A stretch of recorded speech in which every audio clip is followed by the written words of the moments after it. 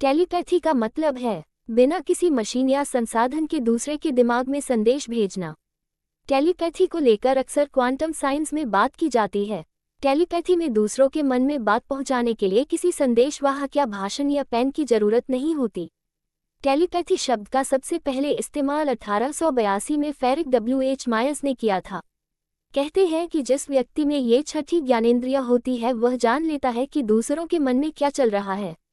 ये परामनोविज्ञान का विषय है जिसमें टेलीपैथी के कई प्रकार बताए जाते हैं। टेली शब्द से ही टेलीफोन, टेलीविजन आदि शब्द बने हैं। ये सभी दूर के संदेश और चित्र को पकड़ने वाले यंत्र हैं। आदमी के मस्तिष्क में भी इस तरह की क्षमता होती है।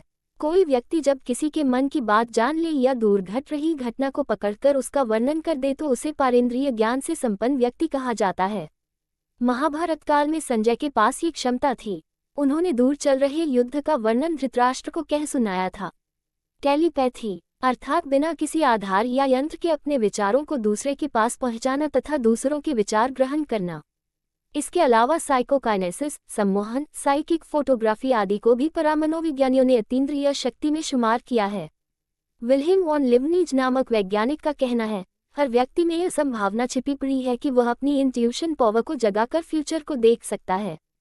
कैम्ब्रिज यूनिवर्सिटी के एक विद्वान एड्रियन डॉन्स ने फरमाया था, भविष्य में घटने वाली हलचलें वर्तमान में मानव मस्तिष्क में एक प्रकार की तरंगें पैदा करती हैं, जिन्हें साइट्रॉनिक वेवफ्रंट कहा जा सकता है।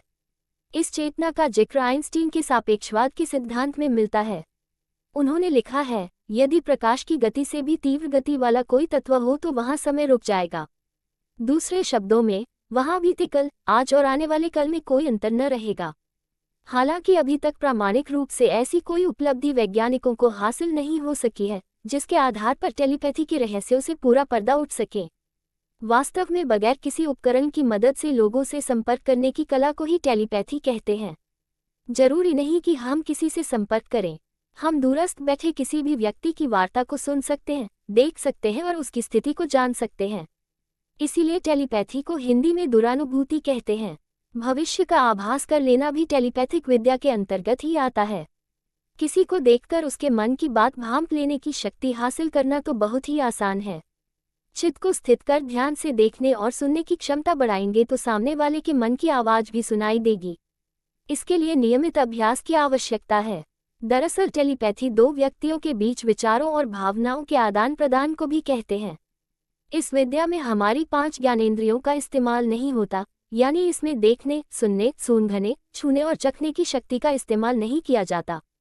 ये हमारे मन और मस्तिष्क की शक्ति होती है। टेलीपैथी विकसित करने के 3 तरीके हैं: ध्यान, योग और आधुनिक तकनीक। 1. ध्यान। लगातार ध्यान करते रहने से मन स्थिर होने लगता है। मन के स्थिर और शांत होने से साक्षी भाव आने लगता है। ये संवेदनशील अवस्था टेलीपैथी के लिए जरूरी होती है। ध्यान करने वाला व्यक्ति किसी के भी मन की बात समझ सकता है। कितने ही दूर बैठे व्यक्ति की स्थिति और बातचीत का वर्णन कर सकता है। 2. योग। योग में मन शक्ति योग के द्वारा इस शक्ति को हासिल किया जा सकता है। ज्ञान की स्थिति में संयम होने पर दूसरे के मन का ज्ञान होता है। यदि मन शांत है तो दूसरे के मन का हाल जानने की शक्ति हासिल हो जाएगी। योग में त्राटक विद्या, प्राण विद्या के माध्यम से भी आप यह विद्या सीख सकते हैं। यदि त्राटक विद्या के बारे में जानना है तो लिंक डिस्क्रिप्शन में दी हुई है। 3. आधुनिक तरीका। आधुनिक तरीके के अनुसार ध्यान से देखने और सुनने की क्षमता बढ़ाएंगे तो सामने वाले के मन की आवाज भी सुनाई देगी। इसके लिए नियमित अभ्यास की आवश्यकता है। सम्मोहन के माध्यम से भी अपने चेतन मन को सुलाकर अवचेतन मन को जागृत किया जा सकता है।